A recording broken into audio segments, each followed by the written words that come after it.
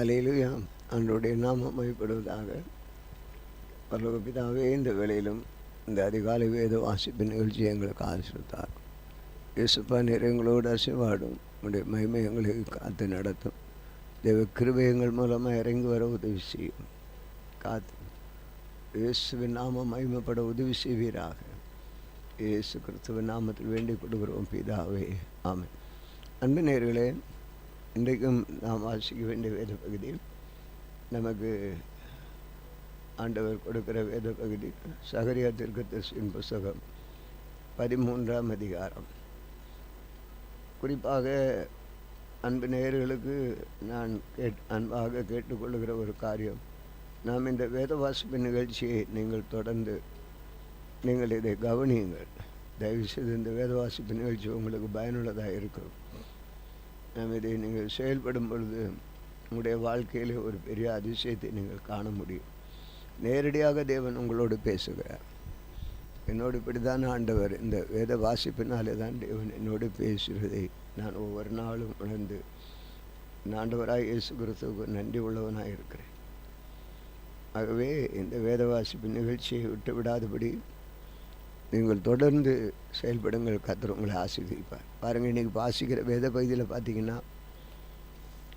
எவ்வளோ காரியங்கள் ஆண்டவர் பேசுகிறார். ஊழியக்காரர்கள் பேசுகிறார், விசுவாச மக்களுக்கு பேசுகிறாரு, எச்சரிப்புகளை கொடுக்குறாரு, ஆறுதலை கொடுக்குறாரு. கவனிங்க, கர்த்தர் நாமம் மகிமைப்படட்டும். சகரியா 13ஆம் அதிகாரம். அந்நாளிலே பாவத்தையும் அழுக்கையும் நீக்க தாவீதின் குடும்பத்தாருக்கும் எருசலேம் குடிகளுக்கு திறக்கப்பட்ட ஒரு ஊற்று உண்டாயிருக்கும். அந்நாளிலே நான் விக்கிரகங்களின் பேரும் தேசத்தில் இராதபடி அழிப்பேன். அவைகளை நீ நினைக்கப்படுவதில்லை. தரிசனம் சொல்லுகிறவர்களையும் அசுத்தாவியையும் தேசத்திலிருந்து போய்விடவும் பண்ணுவேன் என்று சேனைகளையும் கர்த்தர் சொல்லுகிறார். இனி ஒருவன் தரிசனம் சொன்னால் அவனை பெற்ற அவன் தகப்பனையும் அவன் தாயும் அவனை நோக்கி, நீ கர்த்தருடைய நாமத்தை கொண்டு பொய் பேசுகிறபடியால் நீ உயிரோடு இருக்கக்கூடாது என்று சொல்லி அவனை பெற்ற அவன் தகப்பனும் அவன் தாயும் அவன் தரிசனம் சொல்லும் போது அவனை குத்தி போடுவார். அந்நாளிலே தரிசனம் சொல்லுகிற அவன் தன் சொன்ன தரிசனத்தினால் வெட்கப்பட்டு பொய் சொல்லும்படிக்கு இனி மயிர் போர்வையை போட்டு கொள்ளாமல், நான் தரிசனம் சொல்லுகிறவன் அல்ல, நான் நிலத்தை பயிரிடுகிறவன், என் கிரிய சிறு வயது முதல் ஒருவன் என்னை வேலை கொண்டான் என்பான். அப்பொழுது ஒருவன் அவனை நோக்கி, உன் கைகளில் இருக்கிற இந்த வடுக்கள் ஏதென்று கேட்டால், என் சிநேகிதரின் வீட்டிலே காயப்பட்டு அதனால் உண்டானவைகள் என்பான். பட்டயமே என் மேய்ப்பன் மேலும் என் தோழனாகிய புருஷன் மேலே எழும்பு என்று சேனைகளின் சொல்லுகிறார். மேய்ப்பனை வெட்டு, அப்பொழுது ஆடுகள் சிதறப்போகும். ஆனாலும் நான் கர்த்தரை சிறுவர் மேலே திரும்ப வைப்பேன். தேசமெங்கும் சம்பவிக்கும் காரியம் என்னவென்றால், அதில் இருக்கிற 2 பங்கு மனுஷர் சங்கரிக்கப்பட்டு மாண்டு போவார்கள். 3ஆம் பங்கு அதில் மீதியாக இருக்கும். அந்த 3ஆம் பங்கை நான் அக்கினிக்கு உட்பட பண்ணி வெள்ளியை உருக்கிறது போல் அவர்களை உருக்கி பொன்னை புடமிடுகிறது போல் அவர் பொன்னை புடமிடுகிறது போல் அவர்களை புடமிடுவேன். அவர்களின் நாமத்தை தொழுது கொள்வார்கள். நான் அவர்கள் விண்ணப்பத்தை கேட்பேன். இது என் ஜனம் என்று நான் சொல்லுவேன். கர்த்தர் என் தேவன் என்று அவர்கள் சொல்லுவார்கள். அதிகாரம் 14. இதோ கர்த்தருடைய நாள் வருகிறது, உன்னில் கொள்ளையானது உன் நடுவிலே பங்கிடப்படும். எருசலேமுக்கு விரோதமாக யுத்தம் பண்ண சகல ஜாதிகளையும் கூட்டுவேன். நகரம் பிடிக்கப்படும், வீடுகள் கொள்ளையாகும், ஸ்திரீகள் அவமானப்படுவார்கள், நகரத்தாரில் பாதி மனுஷர் சிறைப்பட்டு போவார்கள், மீதியான ஜனமும் நகரத்தை விட்டு அறுப்புண்டு போவதில்லை. கர்த்தர் புறப்பட்டு யுத்த நாளிலே போராடுவது போல அந்த ஜாதிகளுடைய போராடுவார். அந்த நாளிலே அவருடைய பாதங்களின் கிழக்கு எருசலேமுக்கு எதிரே இருக்கிற ஒலிவ மலையில் நிற்கும்.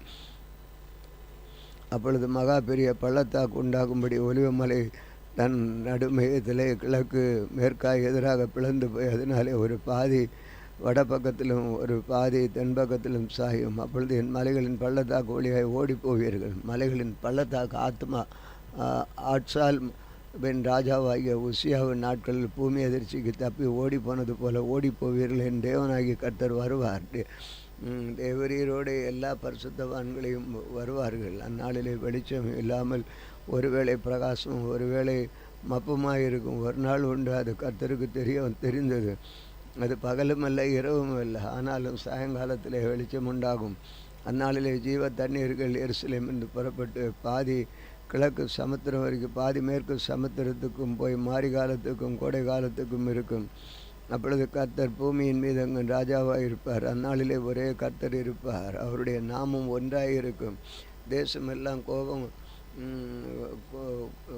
கேபா தேசமெல்லாம் கேபா தொடங்கி எருசலேமுக்கு தெற்கே இருக்கிற ரிமோன் வரைக்கும் சமபூமியாக திருத்தப்படும். எருசலேமோ உயர்த்த ஆகி தன் ஸ்தானத்தில் நியமின் வாசல் தொடங்கி முதல் வாசம் என்கிற ஸ்தலம் மட்டும் கோடி வாசல் வரைக்கும் அனானில் கோபுரம் துவக்கி ராஜாவின் திரட்டு ஆலைகள் மட்டுமே குடியேற்றப்பட்டிருக்கும். அதிலே ஜனங்கள் வாசம் பண்ணுவார்கள். இனி சங்கரிப்பு இல்லாமல் எருசலேம் சுகமாய் தங்கியிருக்கும். எருசலேமுக்கு விரோதமாக யுத்தம் பண்ணின எல்லா ஜனங்களையும் கர்த்தர் வாதையாவது அவர்கள் காலூன்றி நிற்கையிலும் அவருடைய சதை அழிந்து போகும். அவர்கள் கண்கள் தங்கள் குழிகளிலே கெட்டுப்போகும்.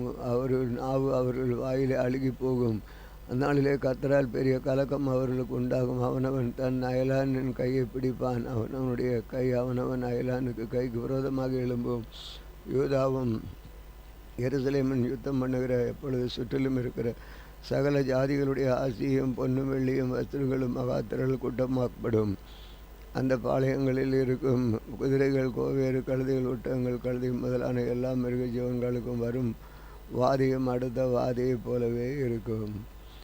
பின்பு எருசலேமுக்கு விரோதமாக வந்திருந்த எல்லா ஜாதிகளிலும் மீதியான யாவரும் சேனைகளின் கர்த்தர் ஆகிய ராஜாவை தொழுது கொள்ளும்படிக்கும் கூடார பண்டிகை ஆசரிக்கும்படிக்கும் வருஷம் வருவார்கள். அப்பொழுது பூமியில் வம்சங்களில் சேனைகளின் கர்த்தராகிய ராஜாவை தொழுது கொள்ள எருசலேமுக்கு வராதவர்கள் எவர்களோ அவர்கள் மேல் மழை வர்ஷிக்கப்படுவதில்லை. மழை வர்ஷிக்காத எகிப்தின் வம்சம் வராமலும் சேராமலும் போனால் கூடார பண்டிகை ஆசரிக்க அது ஜாதிகளை கர்த்தர் வாதிக்கும் வாதி அவர்கள் மேல் வரும்.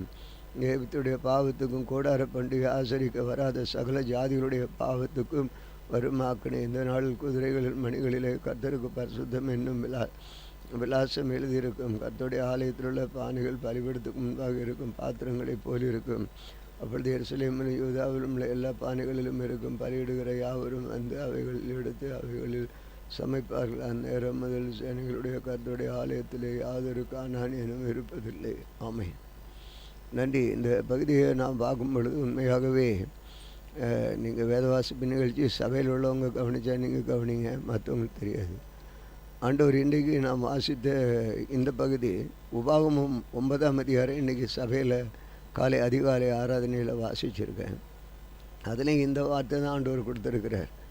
கண்டிட்டு அந்த கானானியன் இனி இருப்பதில்லை என்று கர்த்தருக்கு நன்றி சொல்லுகிறேன். கானானியர் என்றால் எதிர்த்து நிற்கிறவர்கள், கீழ்ப்படியாதவர்கள், துரோகமானதுடையவர்கள், இப்படிப்பட்ட ஜாதிகளை எல்லாவற்றையும் ஆண்டவர் அகற்றுவார். ஒரு நம்பிக்கையோடு இருங்க, விசுவாசிங்க. கர்த்தர் கொடுத்த வார்த்தை அதுதான் அதில் மென்ஷன் பண்ணுறேன். வாக்கு தத்துவத்தையும் அதையும் நீங்கள் பாருங்கள், எப்படி இருக்குன்னு பாருங்கள். தொடர்ந்து தேவன் நம்மோடு வாசம் பண்ணுறார். ஆண்டவர் ஒருவராலும் நம்ம யாராலும் அவரை பிரிய முடியாது, பிரிக்கவும் முடியாது.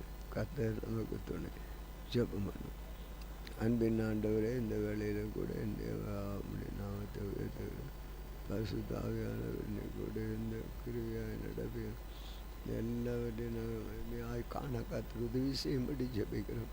நல்ல நீர் எங்களை நடத்துகிறீர், போதிக்கிறீர். உம்முடைய வார்த்தைகளுக்கு நன்றி தெரிவிக்கிறோம். ஆண்டவரே, அப்படியாகலும் உம்முடைய வருகையில் நாங்கள் வர வேண்டும். ஆயத்தப்படுத்தும் இயேசு கிறிஸ்து நாமத்தில் வேண்டிக் கொள்கிறோம் பிதாவே, ஆமென். இந்த நாளிலும் எங்களுக்கு விரோதமாக கிரியை செய்கிற சகல அந்தகார வல்லமையின் ஆவிகளை இயேசு கிறிஸ்து நாமத்தில் கடிந்து கட்டுகிறோம். ஆமென், ஆமென்.